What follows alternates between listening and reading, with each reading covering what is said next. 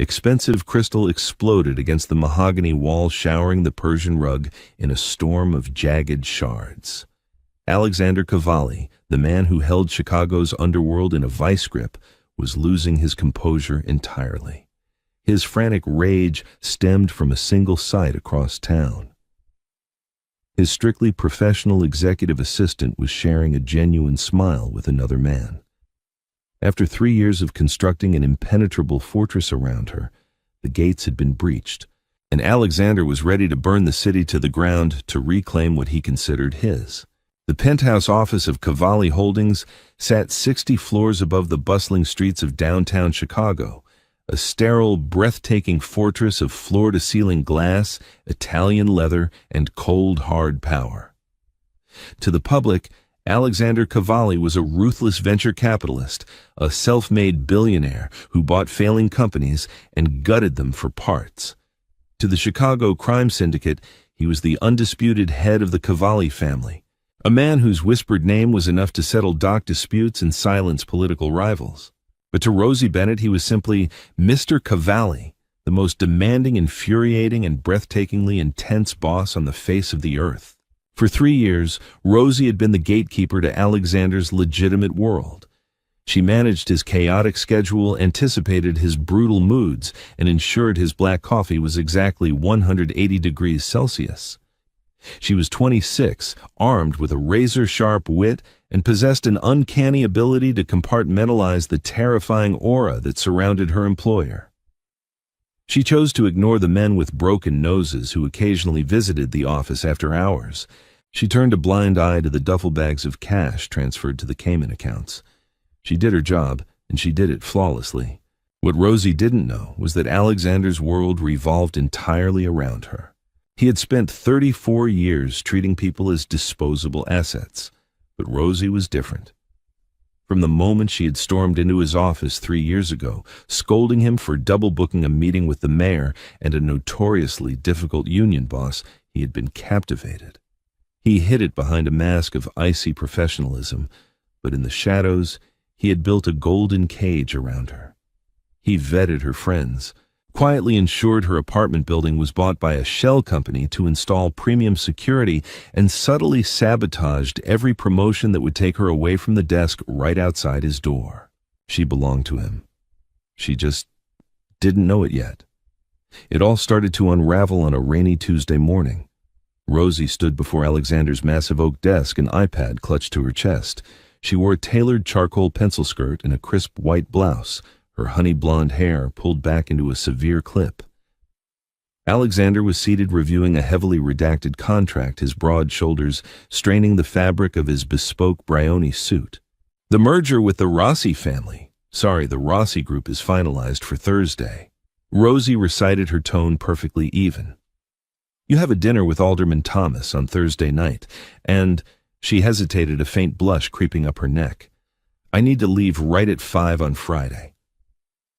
Alexander's pen stopped. He didn't look up, but the temperature in the room seemingly dropped 10 degrees. Friday. You usually stay until 7 to organize the week ahead. I've already front-loaded the scheduling, Mr. Cavalli, Rosie said smoothly. Everything is prepared, but I have an engagement I cannot be late for. Alexander finally lifted his gaze. His eyes, a striking, dangerous shade of dark hazel, locked onto hers. An engagement? Is it a family emergency? I can have the corporate jet prepared if your mother in Seattle is ill. No. Rosie laughed softly, oblivious to the lethal tension coiling in his muscles. No, nothing like that. I actually have a date. The silence that followed was suffocating. The heavy ticking of the antique grandfather clock in the corner sounded like a countdown to an explosion. A date? Alexander repeated the word, tasting like ash in his mouth. Yes. With Owen Hayes. He's the junior partner from Fisher and Associates. He asked me out when they came in for the real estate consultations last week. She shifted uncomfortably under his intense stare. So I just need to make sure I can leave on time to get ready. Alexander's mind was a violent storm. Owen Hayes. He pictured the soft-jawed, smiling corporate lawyer who had dared to breathe the same air as Rosie. He had noticed Hayes looking at her in the lobby.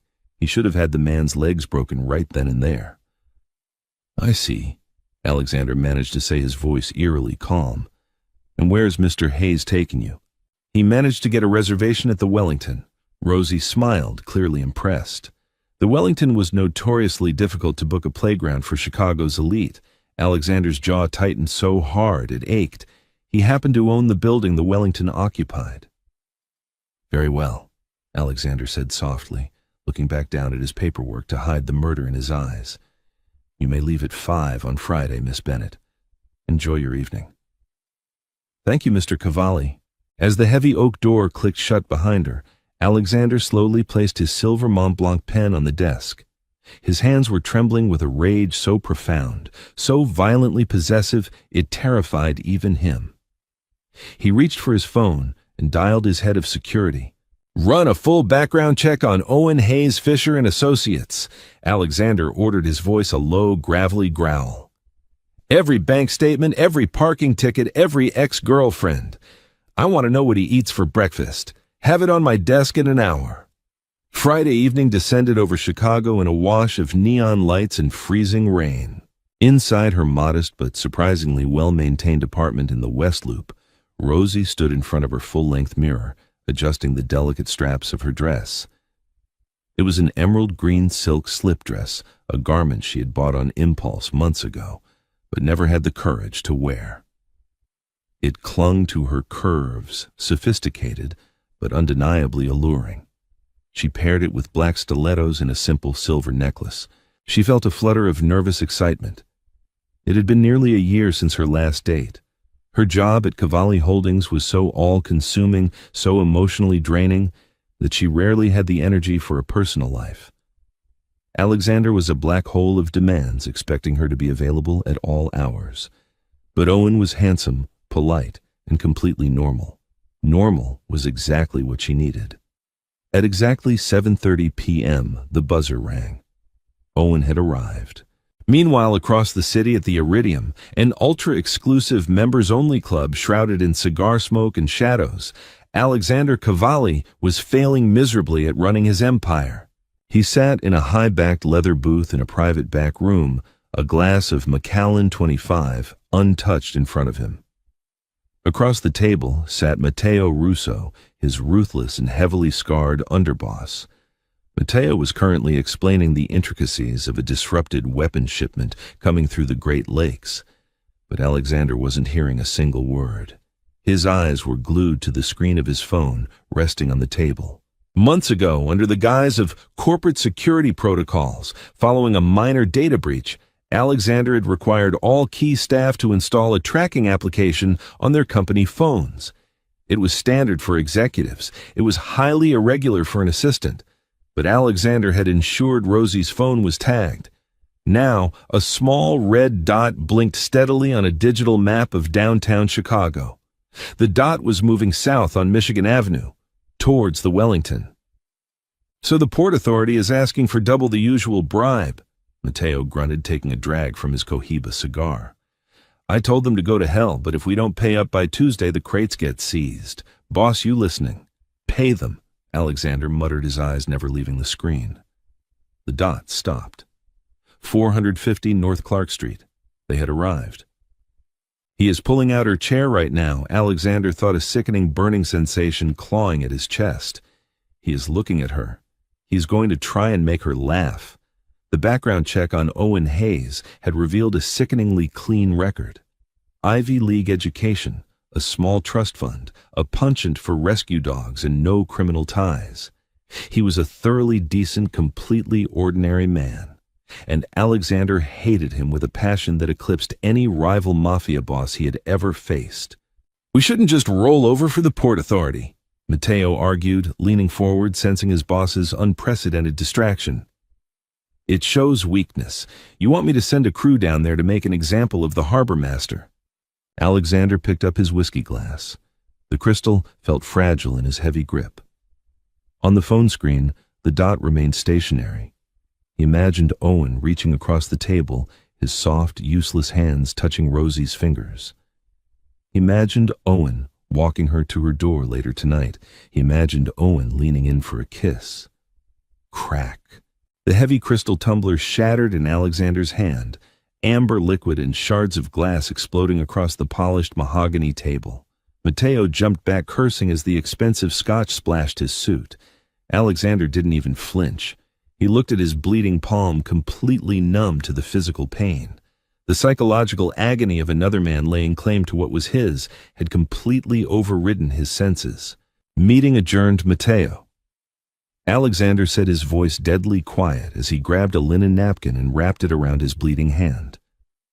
"Alec, you're bleeding. What the hell just happened?" Matteo asked, bewildered, watching the most calculated, stoic man in Chicago unravel in real time. "I have an infestation to deal with," Alexander growled, standing up. His imposing 6'3" frame towered over the booth. He straightened his tie, his eyes cold and dead. "Have my car brought around immediately." "Where are you going?" "To dinner." The Wellington was a masterpiece of modern culinary architecture. Dim golden lighting bathed the room, reflecting off crystal chandeliers and the polished silverware of Chicago's wealthiest citizens. The ambient noise was a low, sophisticated hum of wealth and privilege. Rosie was trying her best to focus on Owen, who was currently telling an amusing story about a disastrous deposition, but she felt incredibly distracted. Owen was lovely. The food was exquisite. Yet she felt a strange, nagging sensation in the back of her mind, a hyper-awareness as if she were being watched. She had grown so accustomed to the electric, heavy atmosphere of Alexander's office that this pleasant, normal date felt almost boring. She pushed the thought away, smiling warmly at Owen. "So, what did the judge say?" she asked, taking a sip of her Pinot Noir. "He basically threw the entire case out right there." Owen laughed, leaning forward. His eyes dropped to her lips and his voice lowered. "You know, I have to say you look absolutely stunning tonight, Rosie. I was genuinely terrified you were going to cancel on me. Your boss has quite the reputation for being a tyrant." Rosie chuckled, a loyal defensiveness sparking in her chest. "Mr. Cavalli's just very dedicated to his work. He expects perfection." "Well, he's crazy to keep you locked up in that office," Owen said, reaching across the white tablecloth. His hand covered hers. At that exact second, the atmosphere in the restaurant changed. It wasn't a sudden noise, but rather a profound shift in the air pressure. The sophisticated hum of conversation nearest the entrance abruptly died down.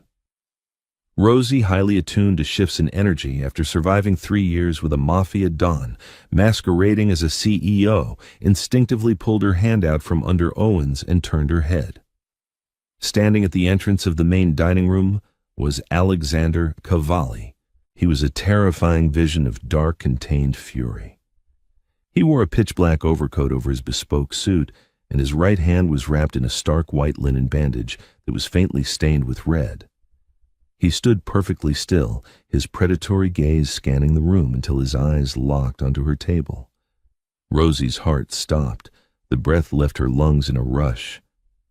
What is he doing here? The maître d', a usually haughty Frenchman named Jean-Luc, was practically sweating through his tuxedo as he scrambled to walk alongside Alexander, making frantic, appeasing gestures. Alexander ignored him entirely, charting a direct, unhurried path toward Rosie's table. With every step he took, the patrons around them seemed to shrink into their seats. The aura of danger radiating from him was palpable, primal, and suffocating. Owen, oblivious to the apex predator approaching from behind, frowned at Rosie's pale face. "Rosie, are you all right? You look like you've seen a ghost." "Good evening, Miss Bennett." A deep, gravelly voice rumbled above them. Owen jumped, nearly knocking over his water glass, and twisted in his seat. Alexander stood towering over their table. Up close, Rosie could see the raw, unchecked tempest raging in his hazel eyes. The polite professional mask he usually wore at the office was gone. This was the monster beneath the billionaire. The Don. Mr. Cavalli. Rosie breathed, her voice trembling slightly. What are you doing here? Are you hurt?" She looked at the blood-stained bandage on his hand. "A minor accident. Nothing to concern yourself with," Alexander said smoothly, though his eyes never left hers. He finally shifted his gaze to Owen, looking at the man as if he were a particularly repulsive stain on the carpet. "You must be Owen Hayes, Fisher and Associates." Owen stood up, attempting to assert his presence, though he was several inches shorter and vastly outmatched in sheer physical intimidation. "Yes, I am. And you are." "I am the man who writes your firm's retainer checks," Alexander stated flatly. The blatant disrespect in his tone was staggering. "And unfortunately, I am also the man who needs to borrow my assistant." Rosie's eyes widened. "What, right now? It's Friday night." Alexander looked down at her, his expression hardening. "There has been a catastrophic failure in the Rossi merger negotiations. The SEC is threatening to freeze the offshore accounts by midnight unless we produce the countersigned addendums. I need you at the office immediately." Rosie stared at him, her sharp mind racing. The Rossi merger that had been finalized on Tuesday. There were no SEC issues. He was lying. She knew he was lying. But the terrifying intensity in his eyes told her that if she challenged him here in public, the consequences would be catastrophic. Hey, wait a minute," Owen protested, stepping forward, his bravado returning. "We're in the middle of dinner. You can't just barge in here and demand she leave. It's Friday night. She's off the clock. This can wait until Monday." Alexander slowly turned his head to look at Owen. The silence that fell over their corner of the restaurant was deafening. Alexander didn't yell. He didn't raise his hands. He simply stepped halfway into Owen's personal space, lowering his voice to a pitch that vibrated with lethal intent. "Mithti. Mr. Hayes." Alexander whispered, his voice smooth as silk and sharp as a razor. "If you ever attempt to dictate how I run my business or my employees again, you will find yourself blacklisted from every law firm in the Northern Hemisphere by morning. And that is, if I am feeling merciful. Do not test me. Sit down." Owen paled dramatically, his mouth opening and closing like a fish out of water. The sheer malice in Alexander's eyes broke the lawyer's spirit in less than 3 seconds. Slowly, humiliatingly, Owen sank back into his chair. Rosie was mortified, furious, and inexplicably breathless. She threw her napkin onto the table, her emerald dress catching the light as she stood up. "Fine," she snapped at Alexander, her eyes flashing with defiance. "I'll get my coat." She turned to Owen, offering a deeply apologetic look. "Owen, I am so sorry. I have to go. I'll call you." "Don't bother," Alexander interjected coldly, pulling out a sleek black titanium credit card and dropping it onto the table. "Dinner's on me, Hayes. Enjoy the solitary meal." Without waiting for her, Alexander turned and walked toward the exit. Rosie, her face burning with a mixture of embarrassment and rage, hurried after him, her stilettos clicking sharply against the marble floor. Outside, the freezing Chicago rain was beating down on the pavement. A black, heavily armored Maybach was idling at the curb. The chauffeur, a massive man named Dimitri, stood holding an umbrella, holding the rear door open. Alexander ushered her inside, following closely behind and slamming the heavy door shut. The cabin of the Maybach was an insulated, soundproof cocoon. The moment the door closed, plunging them into dimly lit privacy, the air in the vehicle became dangerously thick. Rosie turned to him, her professionalism snapping under the weight of his audacity. "What the hell was that, Alexander?" she yelled, abandoning his title for the first time in 3 years. "The Rossi merger is completely sealed. I filed the paperwork myself. You completely humiliated me in there. You humiliated him." Alexander sat perfectly still in the plush leather seat, his chest heaving as he stared at her in the dim light. She looked magnificent in her anger.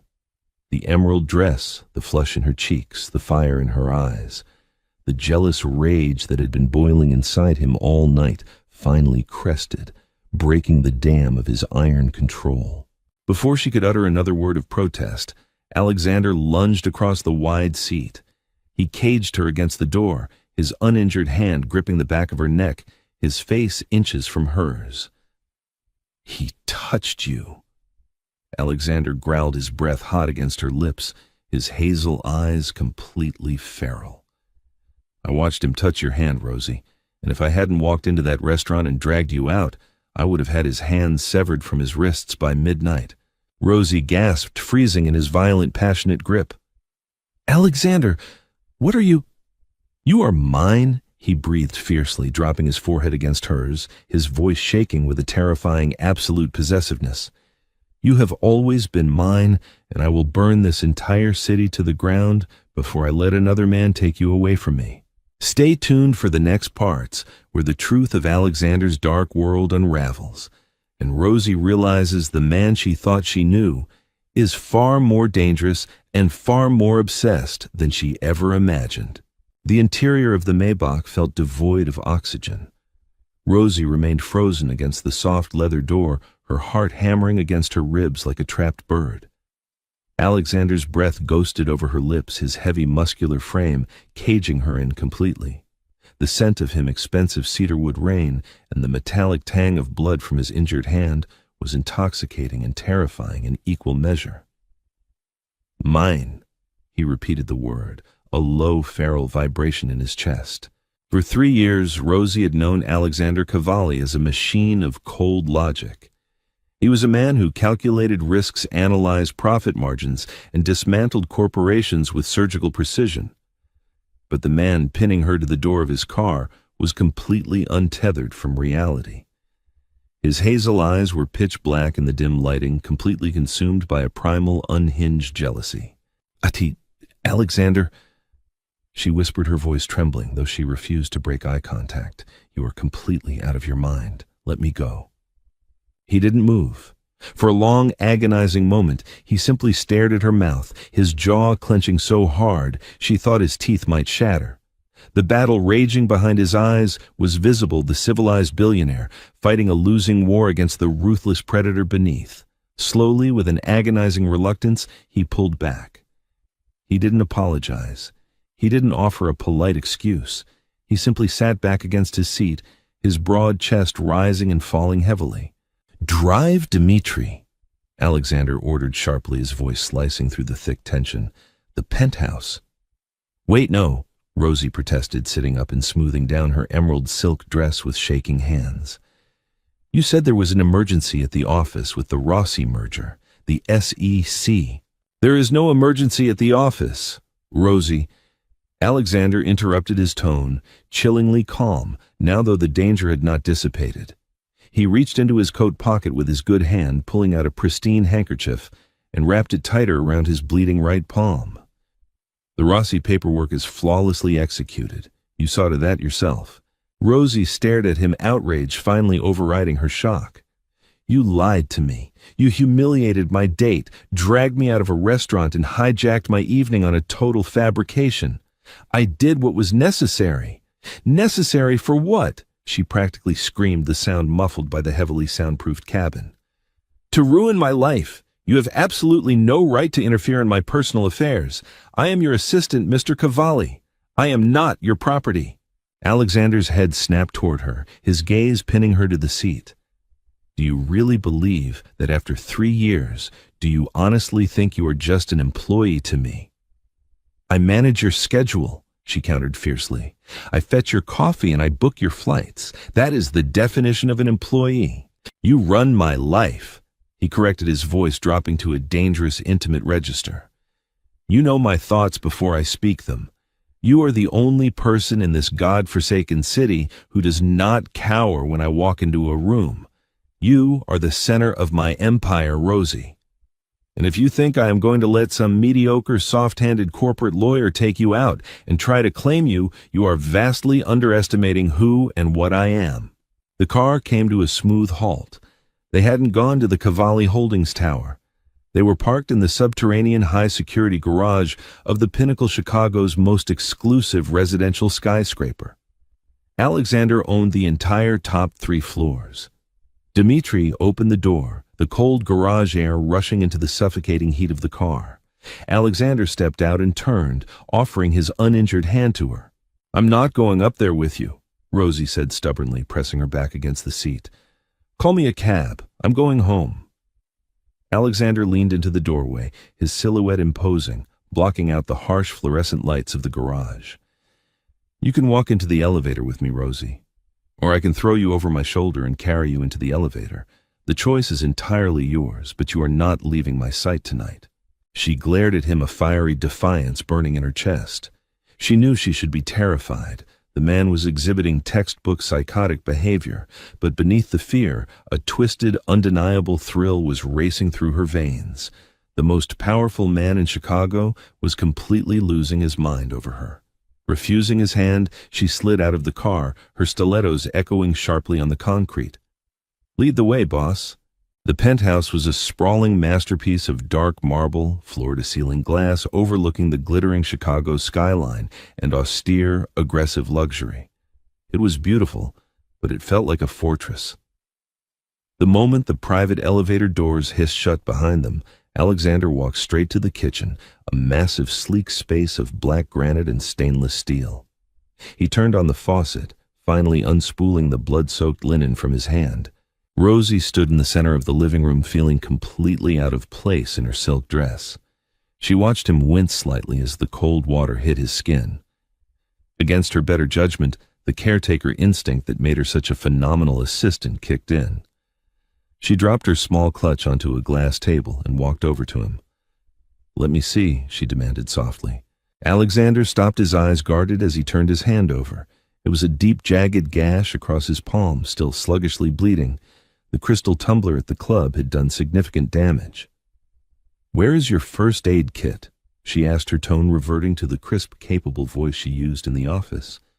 "Master bathroom, bottom drawer." She retrieved it quickly and returned to the kitchen. Alexander was leaning against the counter, watching her every move with a hawkish intensity. Rosie focused on the task, pouring antiseptic over the wound. He didn't even flinch. She carefully applied butterfly closures, her soft, delicate fingers moving deftly over his calloused, massive hand. "How did you even do this?" she murmured, taping down a square of white gauze. "I broke a glass," he replied smoothly. "You must have been holding it incredibly tight." "I was." He stepped closer, crowding her against the edge of the granite island. With his good hand, he reached up, tucking a stray lock of honey-blonde hair behind her ear. His knuckles brushed her cheek, and Rosie gasped softly at the electric contact. "I was watching a tracker on your phone, Rosie. I watched you arrive at the Wellington with him, and I crushed a crystal glass in my bare hand, because the thought of him touching you made me want to commit murder." Rosie froze, the roll of medical tape slipping from her fingers and clattering onto the counter. You put a tracker on my phone. 3 months ago." "Alexander, that's illegal. That is insane." She pushed hard against his chest, but he didn't budge an inch. "You are completely unhinged." "I am a monster, Rosie." He said the truth, finally stripping away the last veneer of the corporate billionaire. "You think I am just a ruthless CEO. You think those men with the broken noses who visit my office are aggressive union reps. You think the cash transfers to the Caymans are tax loopholes." He stepped closer, his body flush against hers, his scent wrapping around her like a dark cloud. "Cavalli Holdings is a front. It is a laundromat for the most violent crime syndicate in the Midwest. I am not a businessman. I am a Don. And in my world, what I want, I take. And I keep it forever. You are in the lion's den, my sweet assistant, and the door's just locked behind you." The words hung in the air, heavy and suffocating like the silence before a thunderclap. Rosie stared up into Alexander's face, searching for a trace of a cruel joke, a sign that he was trying to intimidate her for some twisted power play. But there was no humor in his dark hazel eyes. There was only absolute terrifying sincerity. A Don. Suddenly, 1,000 tiny, disjointed details from the past 3 years slammed into place with dizzying clarity. The shipping delays that resulted in rival executives suddenly vanishing from the city. The massive cash-heavy construction projects that never seemed to break ground. The way city aldermen and police commissioners would sweat through their suits when they sat in Alexander's waiting room. The scars on the hands of the men who came for late-night meetings. She hadn't been ignoring the truth. She had been actively suppressing it to survive. "You're a criminal," Rosie breathed, the reality sinking into her bones. Her knees felt weak. "A mafia boss." I am the head of the Cavalli family. Alexander corrected his voice, a low, soothing rumble that contrasted wildly with his confession. He reached out his uninjured hand, gripping her waist to steady her when she swayed. And I have spent 3 years keeping the blood and the filth of my world away from you. I kept you pure. I kept you safe in the tower. Safe! Rosie slapped his hand away, her shock rapidly transmuting into furious indignation. She backed away from the kitchen island, putting distance between them. You tracked my phone. You manipulated my career. You bought my apartment building. Alexander didn't look surprised. You figured that out. Duh. Of course I figured that out. The landlord suddenly evicts 3 tenants, installs biometric security, and drops my rent by 20%. I am your executive assistant, Alexander. I am not stupid. She paced across the dark marble floor, her high heels clicking aggressively. I thought you were just a paranoid, overbearing billionaire with control issues. I didn't realize I was working for Al Capone. Do not insult me, Alexander said coldly, his jaw tightening. Capone was a reckless thug who died of syphilis. I run this city with absolute order. Oh, well, my apologies to your fragile mobster ego, she snapped, throwing her hands in the air. She spun around to face him. I'm leaving. I am resigning effective immediately. I will box up my desk on Monday. You can keep your golden cage, Alexander. I want out. She walked toward the private elevator, stabbing the call button with her thumb. It didn't light up. She pressed it again, harder. Nothing. The elevator requires biometric authorization to descend. Rosie, Alexander said softly from the kitchen. He hadn't moved to stop her. He didn't need to. And it only responds to my thumbprint. Rosie turned around, her chest heaving, true panic finally threading through her anger. Let me go. I cannot do that. Alexander, please. You are scaring me. His expression faltered, a flash of genuine pain crossing his stoic features.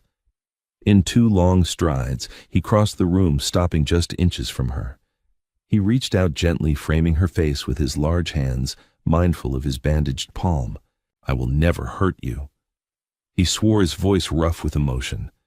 I swear on my life, Rosie, I will never lay a hand on you in anger. But I cannot let you walk out that door.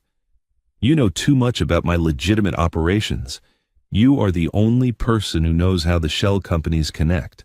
And more importantly, he leaned down, pressing his forehead against hers. I cannot breathe when you are not near me.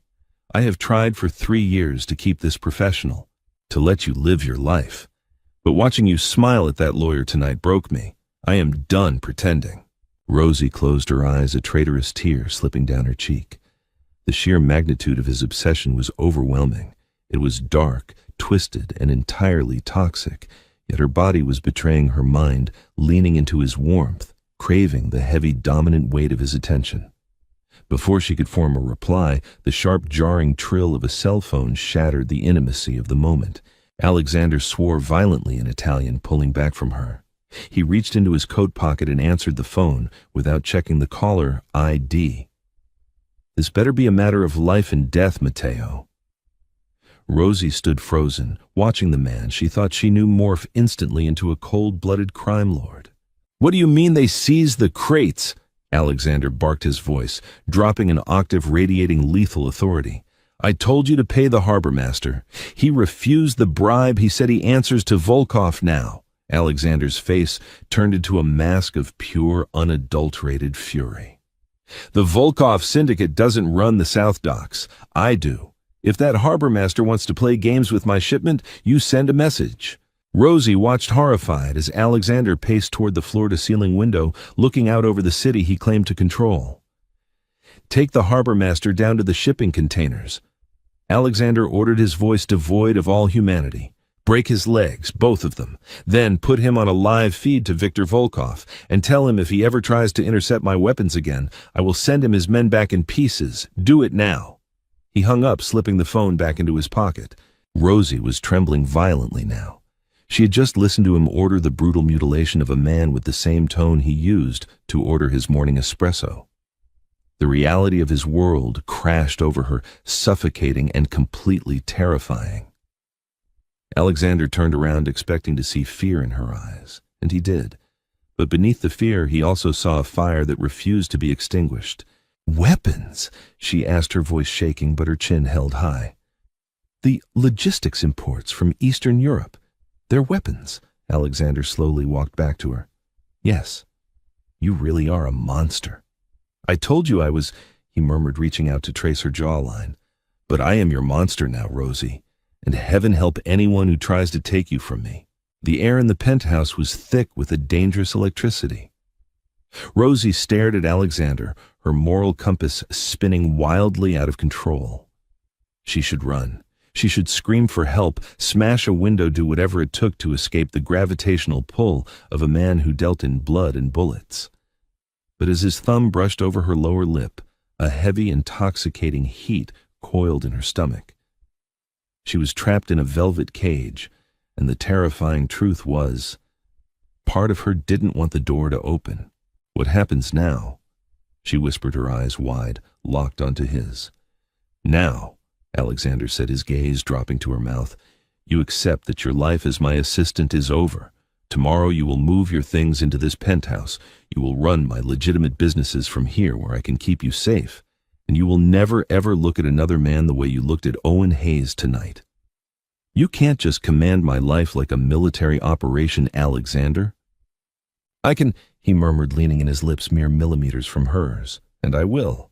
He closed the distance, capturing her lips in a kiss that was entirely devoid of gentleness. It was acclaiming a brutal, passionate, desperate collision of dominance and desire.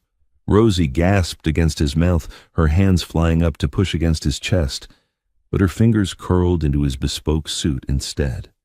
The kiss tasted of expensive whiskey, dark promises, and raw power. He backed her against the wall, his large body pressing her flush against the cold marble, consuming her protests until she surrendered, kissing him back with a fierce, frantic energy that matched his own. Suddenly, a deafening crack echoed through the penthouse. The heavy reinforced glass of the floor-to-ceiling window violently spiderwebbed. Alexander tore himself away from her in a fraction of a second, his instincts honing into hyperdrive. Before Rosie could even process the sound, he tackled her to the floor. Crash. The second shot completely shattered the reinforced glass, raining sharp, heavy shards across the Persian rug and the leather sofas.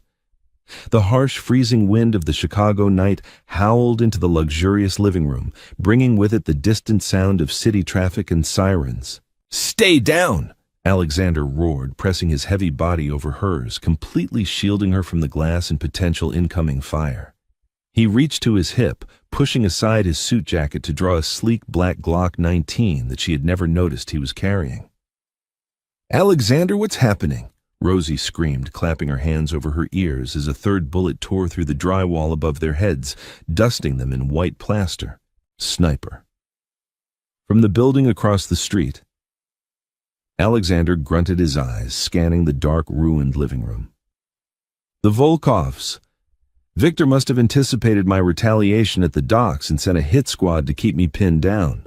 He grabbed the lapels of her silk dress, pulling her tight against his chest as he crab-walked them behind the massive solid granite island in the kitchen. "Are you hit? Are you bleeding?" he demanded, his hands frantically checking her arms and torso. "No, I'm okay. I'm okay." She gasped, her heart pounding against her ribs like a jackhammer. She looked at his face, illuminated only by the dim emergency lights that had flickered on when the security system was breached. He was completely calm. In the chaos of gunfire and shattering glass, Alexander Cavalli was entirely in his element. The dawn was awake. Alexander pressed a button on his sleek wristwatch, speaking rapidly into it. "Security detail breach in the penthouse. Sniper fire from the East Tower. I need the extraction team in the private garage in 2 minutes. Move." He turned back to Rosie, his eyes burning with a terrifying intensity. "Listen to me very carefully. They know you are here. If Victor ordered a strike on this building, he already has men in the stairwells coming up. We are leaving.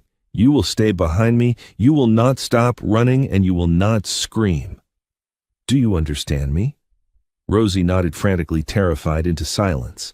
Alexander grabbed her hand with his uninjured one, his grip like a vice. "Let's go. They moved fast.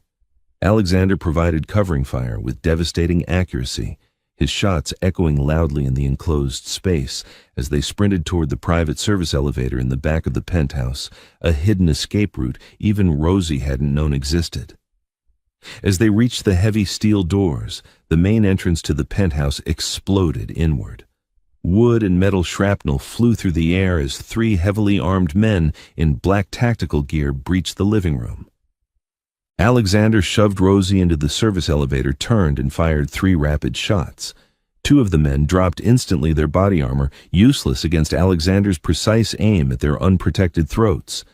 The third man returned fire, a bullet grazing the sleeve of Alexander's suit coat before the steel doors of the elevator finally slid shut, plunging them into rapid descent. Rosie collapsed against the wall of the elevator, gasping for air, her emerald dress covered in white drywall dust. She looked at Alexander. He was reloading his weapon with one hand, his face a mask of cold, calculating violence. "They targeted you," Rosie whispered, realization dawning on her. "Because of the docks." "They targeted me because I am the king of this city," Alexander corrected, slamming a fresh magazine into the Glock. He looked up at her, and the coldness in his eyes melted slightly, replaced by a deep, terrifying realization. "And they targeted my penthouse because Victor Volkov knows I never bring anyone here. He knows you are my weakness, Rosie. You are the only leverage anyone could ever use against me." The elevator jolted to a halt in the sub-basement. The doors opened to reveal Dmitri waiting with an armored black SUV, its engine roaring, flanked by 4 of Alexander's heavily armed enforcers. Alexander grabbed her hand, pulling her out of the elevator and toward the SUV. "Get in." "Where are we going?" she asked, sliding into the dark, heavily tinted back seat as Alexander climbed in right behind her. "To a safe house," Alexander commanded, as Dmitri peeled out of the garage, the tires squealing against the concrete. "And then I'm going to paint the streets of Chicago red with Russian blood." As the SUV sped into the rainy, neon-lit night, Rosie looked at the man sitting beside her. The billionaire CEO was dead. The Mafia Don had completely taken over. And as he pulled her against his chest, shielding her with his body as they raced through the dangerous city, Rosie realized with a terrifying jolt that she didn't want to be anywhere else. The golden cage had been destroyed, but the velvet trap had snapped completely shut, and she belonged to the monster now. The armored Maybach SUV tore through the rain-slicked streets of Chicago, blowing past red lights and weaving through the sparse midnight traffic like a phantom. Inside the cabin, the silence was absolute, save for the heavy rhythmic thud of the rain against the bulletproof glass. Rosie sat rigidly in the back seat, staring at her hands. The pristine white silk of her emerald dress was dusted with drywall powder and speckled with tiny, glittering shards of glass. She felt numb. The adrenaline that had propelled her through the shattered penthouse and the subterranean garage was beginning to crash, leaving behind a cold, hollow terror. Alexander was on his encrypted satellite phone, speaking in rapid, hushed Russian, a language she didn't know he spoke. He was coordinating a war. His voice was devoid of the passion he had shown her just moments before. It was the cold, mechanical tone of a general ordering men to their deaths. After 45 minutes of driving north, leaving the glittering skyline of Chicago far behind, the SUV turned off the main highway and onto a private winding road shrouded by the dense ancient trees of Highland Park. They approached a massive brutalist gate constructed of solid wrought iron and reinforced concrete. At a silent signal from Dmitri, the heavy gate swung open, revealing a sprawling, ultra-modern estate perched on a cliff overlooking the dark, turbulent waters of Lake Michigan. "We are here," Alexander said, finally ending his call and slipping the phone into his coat pocket. He turned to her, his hazel eyes scanning her pale face. "You are safe now, Rosie. This property is impenetrable. I have a detail of former academy contractors patrolling the perimeter, and the house is built like a bunker." Rosie didn't reply. She let him guide her out of the vehicle and into the safe house. Inside the estate was a stark contrast to the aggressive luxury of the penthouse. It was minimalist, cold, and entirely functional. There were no Persian rugs or crystal chandeliers, only polished concrete floors, steel fixtures, and state-of-the-art security monitors dominating the walls. Alexander led her into a large, dimly lit master suite. He closed the heavy oak door behind them, the soft click echoing like a gunshot in the quiet room. Sit, he commanded, gently pointing to the edge of the king-sized bed. Rosie obeyed mechanically. Alexander stripped off his dark overcoat, tossing it over a chair, revealing the shoulder holster strapped over his tailored white dress shirt. The sight of the weapon sitting flush against his muscular chest made Rosie's breath hitch.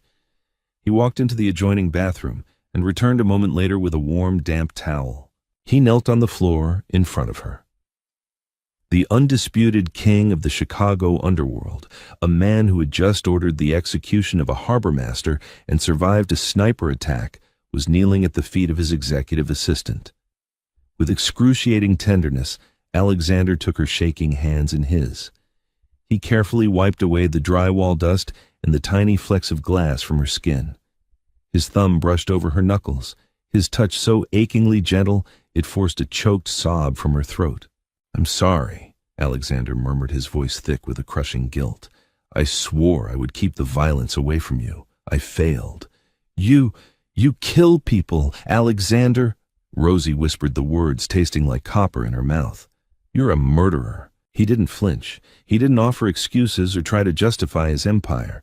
He simply looked up into her tear-filled eyes, his own reflecting a dark, bottomless abyss. "Yes, I'm a monster, Rosie. I run extortion rackets, I control the ports, and I eliminate anyone who threatens my family or my territory. Viktor Volkov thought he could use my distraction tonight to strike at my heart. He thought making a play for the South Docks would draw me out, and the sniper was his insurance policy." Alexander stood up, his towering frame casting a long shadow across the room. He reached down and cupped her cheek. "But he made a fatal miscalculation. He aimed a weapon at the woman I love, and for that his entire bloodline ends tonight." Rosie's heart stopped. The woman I love. He had said she was his, he had claimed her in a fit of jealous rage, but hearing him say those words with the cold, terrifying certainty of a man facing death shook her to her core. "Alexander, don't go!" She pleaded, her hand instinctively grabbing his wrist. She surprised herself with the desperation in her voice. "Stay here. Let your men handle it. If Volkov sent a hit squad to the penthouse, he's expecting you to retaliate. It's a trap." Alexander smiled, a dark predatory curve of his lips that sent a shiver down her spine. "I am counting on it being a trap mia cara, because I am bringing a slaughterhouse to his doorstep." He leaned down and pressed a hard, bruising kiss to her forehead. "Lock this door. Do not open it for anyone but me or Mateo. I will return before dawn." He turned and walked out of the room. Rosie listened to his heavy footsteps recede down the hallway, followed by the barking of orders and the mechanical click of high-powered rifles being loaded. And then there was silence. She was alone in the fortress. For 10 minutes, Rosie sat on the edge of the bed, trembling. But as the shock began to recede, the sharp analytical mind that made her the highest-paid executive assistant in Chicago began to reboot. Alexander was a master tactician in the streets, but Rosie knew the corporate world better than anyone. She managed Cavalli Holdings. She knew where every legitimate dollar was buried, where the shell companies intersected, and how the massive offshore accounts in Credit Suisse were structured. If Viktor Volkov orchestrated a multi-level attack tonight, she thought her eyes narrowing as she stared at the dark wall. He wouldn't just send a sniper. A man like Volkov attacks the money. Rosie stood up, her bare feet silent on the concrete floor. She walked out of the bedroom and down the hall toward the security hub. Dmitri was standing by the monitors, a submachine gun strapped to his chest. He looked at her, surprised. "Miss Bennett, you should be in the bedroom," the massive Russian bodyguard rumbled. "I need a laptop, Dmitri, with a secure encrypted uplink to the Cavalli Holdings mainframe." Rosie demanded, her voice losing its tremor, replaced by the icy, commanding tone she used to eviscerate lazy executives at the office. Dmitri frowned. "Mr. Cavalli gave strict orders. Mr. Cavalli is currently walking into a war zone, and if I don't check the corporate firewall right now, he might not have an empire to come back to tomorrow. Rosie snapped, stepping into Dimitri's personal space. Give me a laptop, now. Dimitri hesitated for a fraction of a second before nodding. He pulled a heavy black Panasonic Toughbook from a secure drawer and slid it across the stainless steel desk. Rosie sat down, her fingers flying across the keyboard. She bypassed the standard security protocols using the backdoor access she had quietly built over the last 3 years to make her job easier. She dove deep into the financial architecture of Cavalli Holdings. Her breath caught in her throat. She had been right. While Alexander was bleeding in the streets, Volkov's cyber team was orchestrating a massive hostile takeover of the legitimate supply chain. They had triggered a margin call on 3 of Cavalli's primary shell companies, attempting to freeze $400 million in the Cayman accounts by filing fraudulent SEC injunctions. If this went through, Alexander's legitimate fronts would collapse by morning. The feds would swarm Cavalli Holdings, and his entire empire would crumble from the inside out. Not on my watch, Rosie thought, a fierce dark thrill igniting in her veins. Alexander had spent 3 years protecting her. Now it was her turn to protect him. Downtown Chicago was bleeding. In an abandoned subterranean transit tunnel beneath the Loop, Alexander Cavalli moved like a phantom through the shadows. The air was thick with the acrid smell of cordite and the coppery stench of blood. Matteo was beside him, his face covered in soot, reloading his weapon with grim efficiency. They had hit Volkov's primary distribution hub an hour ago, wiping out his top lieutenants in a brutal 10-minute firefight. But Viktor Volkov had fled into the old smuggling tunnels, hoping to reach the extraction point by the river. "He's running out of room, boss," Matteo whispered, checking the corner. "The tunnel dead ends at the old pump station. We have him boxed in. Take the left flank. Shoot anyone who raises a weapon, but leave Victor for me." Alexander commanded, his voice a lethal vibrating growl. Alexander stepped out from behind the concrete pillar, his Glock raised. He walked down the dark tunnel, his footsteps echoing ominously. At the end of the corridor, backed against the rusting iron grates of the pump station, stood Viktor Volkov. The Russian boss was bleeding heavily from his shoulder, clutching a silver revolver. He looked at Alexander, a desperate, bloody smile twisting his face. "You're a dead man, Cavalli." Victor spat, his chest heaving. "You can kill me, but you've already lost. My men are inside your financial networks right now. By sunrise, the SEC will seize every legitimate asset you own. Cavalli Holdings will be a crater, and the commission will strip you of your title." Alexander didn't slow his pace. He walked directly into Victor's line of fire, the sheer force of his presence causing the Russian's hand to shake. "You made 2 mistakes tonight, Victor," Alexander said, his voice echoing off the damp stone walls. "Your first mistake was thinking you had the intellect to outmaneuver my corporate infrastructure. Your second mistake was aiming a rifle at Rosie Bennett." Alexander raised his weapon. "Wait!" Victor screamed, dropping his revolver. "We can make a deal. Half the port, I'll give you half the south. Ba-bang!"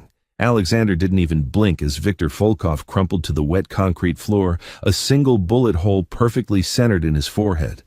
The war was over. The Russian syndicate in Chicago had just been decapitated. Alexander lowered his gun, his chest rising and falling slowly. The violent feral rage that had been burning inside him since he saw Owen Hayes touch Rosie's hand at the restaurant finally began to cool, replaced by an exhausted, heavy emptiness. He pulled out his phone. "Matteo, call the cleaners. We are done here." 20 miles north, inside the sterile security hub of the safe house, Rosie was waging a war of her own. Her fingers flew across the keyboard in a blur of motion. She'd been fighting Volkov's cyber team for 2 hours. They had deployed a sophisticated Trojan to mask the fraudulent SEC injunctions, but they had vastly underestimated the executive assistant of Cavalli Holdings. Rosie knew every line of code, every hidden account, and every loophole in the corporate structure. "Come on, you bastard," Rosie muttered, her eyes locked on the scrolling lines of data. "You think you can lock me out of my own servers?" With a series of rapid keystrokes, Rosie executed a counter-protocol she had designed months ago to streamline international transfers. She bypassed the frozen Cayman accounts, entirely routing the $400 million through a labyrinth of dummy corporations in Singapore and Luxembourg, before burying the funds safely in an untouchable Swiss trust under a completely different corporate umbrella. Then she went on the offensive. Using the back door the Russian hackers had left open, Rosie traced their IP addresses back to Volkov's legitimate front, a massive logistics firm in New Jersey. With a ruthless cold satisfaction that would have made Alexander proud, she initiated a cascading data wipe on their primary servers, erasing their shipping manifests, payroll data, and client ledgers. She hit execute. The screen flashed green. Transfer complete. Hostile connection terminated. Rosie sat back in the chair, exhaling a long, shaky breath. She had just committed massive corporate espionage, international wire fraud, and cyber sabotage, and to her absolute horror, it felt intoxicating. Dmitri stared at her, his jaw slightly slack. He had been watching the monitors, completely bewildered by the sheer speed and ferocity of her typing. "Miss Bennett, what did you just do?" Rosie closed the laptop with a sharp snap. She looked up at the massive Russian enforcer, her eyes burning with a new dark light. "I just fired Viktor Volkov," she said coldly. The eastern horizon was bleeding purple and gold over the dark expanse of Lake Michigan when the heavy iron gates of the Highland Park estate finally swung open again. Alexander stepped out of the SUV, his appearance a stark testament to the violence of the night. His bespoke suit was ruined, covered in drywall dust, motor oil, and the blood of his enemies. His knuckles were bruised, and exhaustion hung heavily on his broad shoulders. Matteo stepped out of the passenger side, holding a ringing tablet. The underboss answered it, his brow furrowing as he listened to the frantic voice of their chief financial officer on the other end. Alexander didn't wait. He walked straight into the house, his only thought consuming him. Rosie. He found her in the kitchen making a pot of black coffee. She was still wearing the emerald silk dress, though she had washed the dust from her face and pulled her blonde hair into a messy bun. When she turned to look at him, time seemed to stop. Alexander felt a heavy, crushing weight in his chest.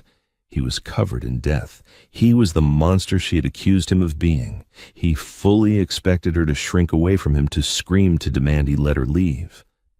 Instead, Rosie picked up a mug, filled it with the dark, steaming liquid, and walked across the room. She stopped in front of him, her eyes scanning the blood on his shirt, the exhaustion in his posture. She didn't flinch. She handed him the mug. "Exactly 180 degrees, Mr. Cavalli," she said softly. Alexander stared at her, completely disarmed. He took the mug, his fingers brushing hers. "Rosie." Before he could speak, Matteo burst into the kitchen, his eyes wide, holding the tablet out. "Boss, you need to see this. The CFO just called in a panic. 2 hours ago, Volkov's guys initiated a hostile freeze on the Caymans. They almost had the $400 million. Alexander's blood ran cold. The money was the lifeblood of the organization, if the accounts were frozen. But Matteo swallowed hard, looking back and forth between Alexander and Rosie. Someone on our end intercepted it. They bypassed the security protocols, rerouted the entire $400 million through Singapore, locked it in a Swiss trust, and then launched a retaliatory malware strike that completely bricked Volkov's logistics servers on the East Coast. Volkov's legitimate empire is dead in the water. We didn't lose a single cent. Alexander slowly lowered the coffee mug. He turned his head, his dark hazel eyes locking onto Rosie. She stood there, her chin held high, a faint defiant smirk playing on her lips. "I told you, Alexander. I front-loaded the scheduling. Everything's prepared." The silence in the kitchen was absolute. Matteo stared at Rosie as if she had just grown wings and breathed fire. Alexander, the most ruthless, unshakable man in the city, looked completely and utterly awestruck. Leave us, Matteo," Alexander commanded softly, his eyes never leaving Rosie's face. Matteo nodded slowly, deep respect evident in his posture as he backed out of the kitchen. "Yes, boss." Once they were alone, Alexander carefully set the coffee mug on the counter. He took a step toward her, the sheer gravity of what she had done washing over him. She hadn't just survived his world, she had conquered it. She had stepped into the digital trenches and slaughtered his enemies with the same ruthless efficiency she used to organize his calendar. "You saved my empire," he breathed, stopping inches from her. "You saved my life," she countered quietly, looking up at him. It seemed like a fair trade. Alexander reached out his bloody, bruised hands, hesitating just millimeters from her waist. "Rosie, look at me. Look at the blood on my hands. I am a killer. My world is violent and dark and unforgiving. If you walk out that door right now, I will give you a new identity, $10 million, and you will never see me again. I will let you go back to the light, back to men like Owen Hayes." Rosie looked at the dark, violent king standing before her. She thought about Owen Hayes with his soft hands and boring anecdotes about the law. She thought about her quiet, predictable life. And then she felt the electric, terrifying thrill that had coursed through her veins when Alexander had pinned her against the Maybach door when she had stolen $400 million to protect the man who would burn a city to the ground for her. She didn't belong in the light anymore. The golden cage had never been a prison, it had been a chrysalis. Rosie reached up her small, delicate hands, wrapping around the lapels of his ruined, blood-stained suit. She didn't pull away, she pulled him in. "I don't want Owen Hayes," she whispered, her voice dark velvet and absolute. "I want the monster." A ragged, desperate groan tore from Alexander's throat. His restraint shattered completely. He wrapped his massive arms around her, lifting her clean off the floor, crushing her against his chest as his mouth crashed down on hers. There was no hesitation this time, no fear, only absolute surrender. Rosie kissed him back with a fierce, possessive hunger, her fingers tangling in his dark hair. The taste of coffee danger and absolute devotion exploded between them. He carried her out of the kitchen, their lips never breaking contact, his heavy footsteps carrying them toward the master bedroom. He kicked the heavy oak door shut behind them, throwing them into the shadows. Alexander laid her back against the bed, hovering over her, his eyes blazing with a terrifying, beautiful obsession. "You are mine," he vowed, his voice a dark oath in the quiet room. "You are my Queen Rosie, and I will burn the world to keep you on the throne beside me." Rosie pulled him down, her smile wicked and utterly transformed. "Then let it burn, Alexander. Let it burn." And in the shadows of the glass fortress, the executive assistant finally died, and the queen of the Chicago underworld was born. Wow, what an explosive finale. Rosie didn't just survive Alexander's dangerous world. She entirely embraced it, claiming her absolute crown as the queen of Chicago's underworld. Alexander thought he was protecting his innocent assistant, but he actually awakened a brilliant, ruthless mastermind. Did you see that ultimate twist coming? If this intense, action-packed mafia romance kept you on the edge of your seat, please hit that like button. It helps the channel immensely. Share this thrilling video with your fellow romance drama addicts and make sure to subscribe. Turn on notifications so you never miss our next dark romance story. See you next time.